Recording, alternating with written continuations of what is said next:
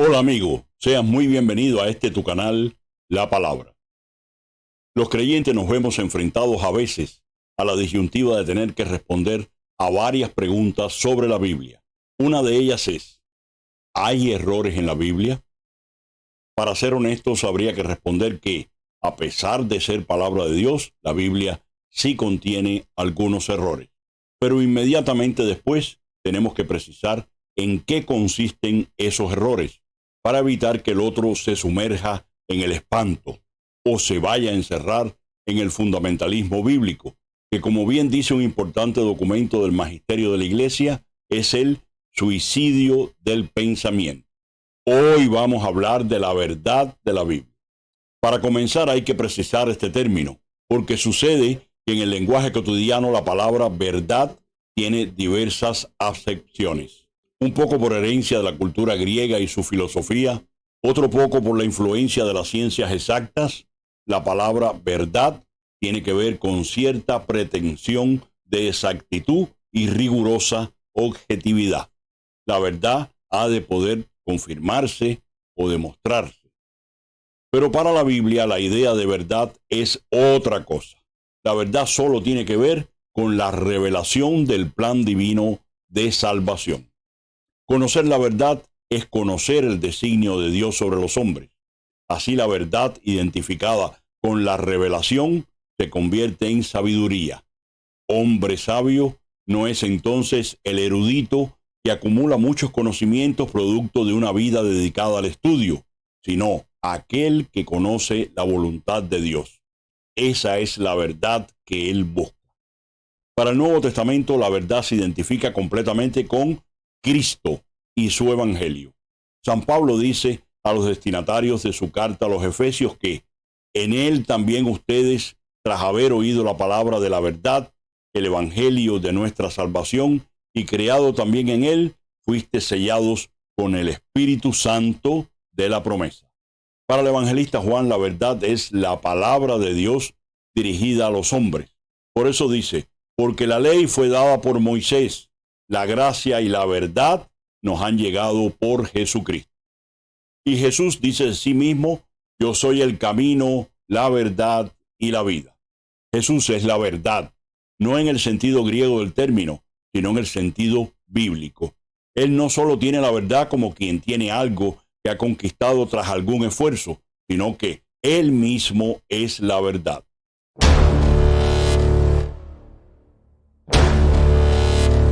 Para la Biblia, la verdad es la palabra que Dios ha enviado a los hombres a través de Jesucristo. Esta es la razón por la que no podemos buscar en la Biblia verdades de tipo científica, como el origen del mundo, la redondez de la tierra, o la sangre como las sedes de la vida, etc. Esas no eran verdades reveladas, sino creencias populares del tiempo de los escritores sagrados, a los que no podemos pedirle los conocimientos científicos que nos ha traído la modernidad. Ellos no podían sino hablar de lo que se conocía en su tiempo y con el lenguaje con que se comunicaban. Eran hombres de fe, no científicos. La revelación que nos comunican a través de las Escrituras tiene que ver con lo que Dios les ha encomendado transmitir como parte del designio de salvación y no otra cosa. Dos grandes pensadores han ilustrado este propósito con las siguientes frases. San Agustín dijo, el Señor pretende hacer cristianos, no matemáticos. Y Galileo Galilei que, en la Biblia, el Espíritu Santo quiere enseñarnos cómo se va al cielo y no cómo va el cielo. Ahora bien, si tenemos en cuenta que Dios, como buen pedagogo que es, se ha revelado a su pueblo progresivamente, podemos decir que también hay algunos errores de tipo religioso en la Biblia. Por ejemplo, hoy los creyentes tenemos como una verdad absolutamente fundamental de nuestra fe la resurrección después de la muerte, al punto que San Pablo asegura que si Cristo no resucitó, tampoco nosotros lo haremos y nuestra fe estaría vacía. Pero esta verdad no fue revelada por Dios sino un siglo o dos antes de Jesús. Así que se puede afirmar que Abraham, Moisés, David y Salomón y muchos más no sabían nada de la resurrección de los muertos. Incluso en tiempos de Jesús, los saduceos no creían tampoco en eso. Parece que los fariseos y el pueblo sí. De ahí la conocida trampa que algunos le ponen a Jesús cuando le preguntan por el dilema de aquella pobre mujer que había estado casada con 7 hermanos de una misma familia y que había enviudado. Cuando llegue la resurrección de los muertos, ¿de cuál de los 7 será esposa si ha estado casada con todos?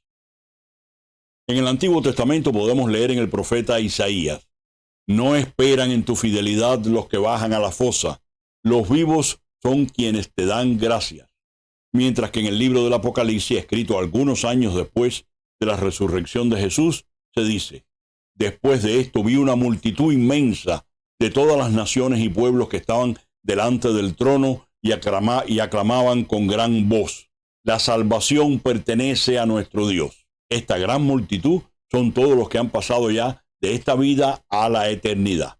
Visto así, es claro que lo que dice el profeta Isaías es también palabra de Dios, pero como parte del proceso de la revelación. Por eso la frase en sí misma es errada si la comparamos con la verdad definitiva de la resurrección, que más tarde no será revelada.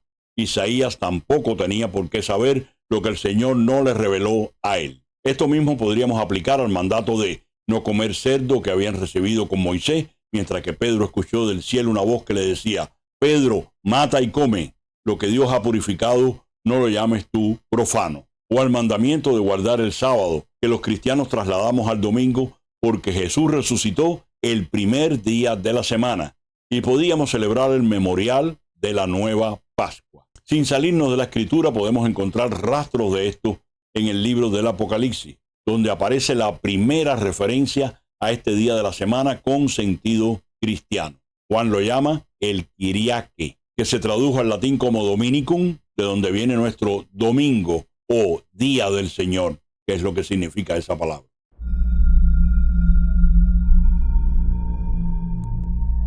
Dios fue revelando progresivamente la verdad al pueblo de Israel hasta que, llegada a la plenitud de los tiempos, nos la dio completa en Jesús de Nazaret, según las propias palabras del apóstol Pablo. Una vez que hemos visto ambas concepciones de la verdad, la común por herencia de la filosofía griega y la bíblica, no hay ninguna razón para darle al concepto de verdad un significado distinto del que tiene en la Biblia y el que es reconocido por la tradición y el magisterio de la Iglesia. Nosotros entendemos la verdad no en sentido profano, sino religioso. De manera que el descubrimiento de la verdad lo hacemos en la Iglesia y bajo la acción del Espíritu Santo. Es una verdad que se relaciona con nuestra salvación y está garantizada por la revelación divina. Y en esto no hay error alguno. Otra pregunta que también nos hacemos los creyentes es: ¿hay unidad entre el Antiguo y el Nuevo Testamento? En este caso habría que responder que ciertamente la Biblia es toda una biblioteca formada por libros que hablan de asuntos diversos: historias, leyes, poesías, profecías, oraciones, etc. Al ser tan variada, podría parecer que no hay unidad interna, pero no es así. Su unidad es muy profunda debido a que todos sus libros están escritos desde la misma fe de un pueblo y porque es Dios el mismo autor inspirador de todos. Por otra parte, leída desde Jesucristo, notamos que existe un maravilloso movimiento ascendente que desemboca en él. Cristo es el centro de la Biblia. O en palabras de Hugo de San Víctor, toda la Escritura es un solo libro y este libro es Cristo. Así, el Antiguo Testamento es profecía y promesa que apunta a Cristo, mientras que el Nuevo Testamento es cumplimiento y explicación de ese acontecimiento ya realizado. Es el mismo resucitado quien aporta este criterio de discernimiento bíblico cuando los discípulos de Emaús les explica, comenzando por Moisés y siguiendo por los profetas, lo que se refería a él en toda la Escritura. Y el fruto se aprecia inmediatamente. ¿Acaso no ardía nuestro corazón cuando nos explicaba por el camino las Escrituras? La lectura y meditación de la verdad de la Biblia es la que da unidad a nuestra vida hoy, en medio de tantas y tales diversidades. Si te gustó este video, te invito a que te suscribas y actives la campanita para que YouTube te avise de la próxima publicación. Y comparte con tus familiares y amigos. Me hace mucha ilusión estar cada semana contigo para hablar de la Biblia. Dios te bendiga y hasta la próxima.